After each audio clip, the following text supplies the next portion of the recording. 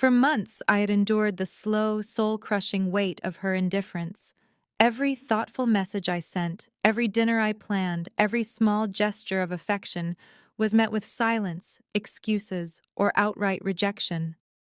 I watched her smile at everyone else, laugh at meaningless things, and behave as though my presence in her life was optional. It hurt, yes, but more than that, it sparked a clarity I hadn't felt before. I had been giving endlessly to someone who no longer valued me, and I refused to keep allowing that. My heart didn't want confrontation, it demanded action, and the action was simple, yet devastatingly effective. I would let my absence speak louder than any words ever could. The morning of our anniversary arrived, and I did not waver. No calls, no flowers, no surprise dinner. The house stayed eerily quiet, broken only by the distant hum of the city outside. She had always assumed I would bend, that my love was limitless and unconditional in ways that placed her comfort above everything else. But this time, there was nothing to bend, nothing to appease, and nothing to chase. I let the day pass, absorbing the quiet tension as it slowly grew, knowing absence can teach lessons louder than any argument or tearful plea. By evening, her frustration boiled over. Mara stormed into the room, face flushed, eyes blazing, her voice cracking as she shouted, "Where are you? What do you mean you forgot our anniversary?" I didn't flinch or answer with anger or defense. I simply stood calmly, letting her words crash against the stillness of my presence. There was a dangerous power in that silence, a quiet authority she had never seen before. She had expected panic, apologies, pursuit, but none of it came. "Where I always am," I said softly, with a calm that carried weight beyond words. "The same place I've been every day while you ignored me, brushed me aside, and treated my devotion like a joke." Her eyes widened, her frantic energy faltering as the truth of my words settled in. Silence, I realized, could be more powerful than shouting. It forced reflection, demanded recognition, and created accountability in ways no argument ever could. She had expected confrontation, not a quiet awakening. Now she stood exposed, forced to face a truth she had avoided for far too long. She tried to speak, but her words betrayed her. Her mouth opened and closed, stammering and frantic, a weak attempt to regain control, yet it was pointless.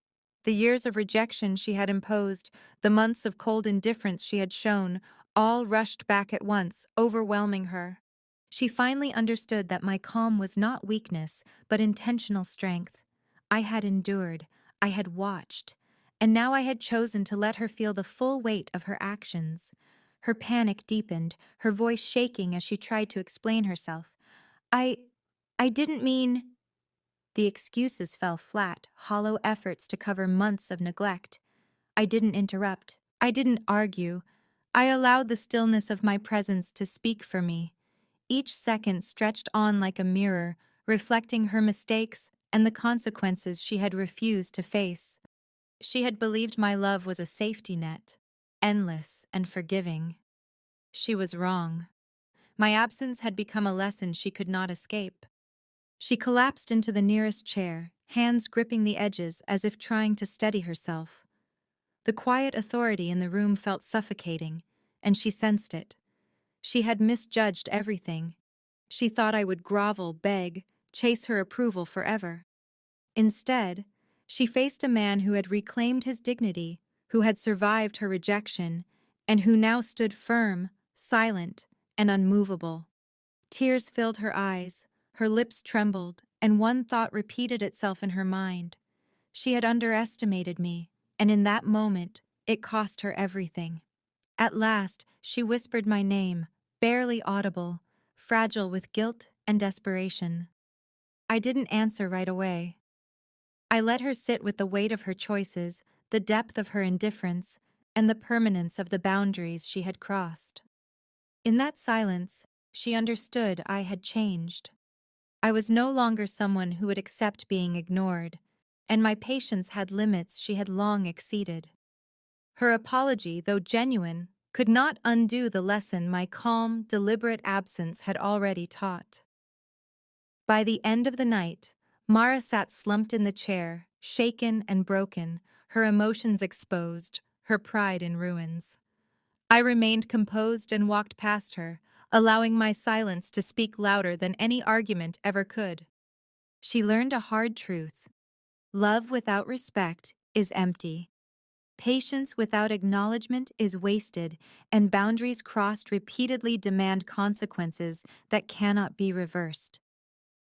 I had said everything without raising my voice, delivered a lesson without spectacle, and taken back control of a life she once believed she could command. The next morning, the house was silent again, and I left for work with a quiet sense of certainty, knowing that absence, patience, and calm authority speak louder than any shouting ever could. Mara, left alone with her regret and the undeniable realization of what she had lost, finally grasped the power she had ignored for so long, and for the first time in months, I felt free. Not angry, not bitter, but quietly victorious, grounded in the knowledge that my presence, my absence, and my dignity had spoken louder than words ever could.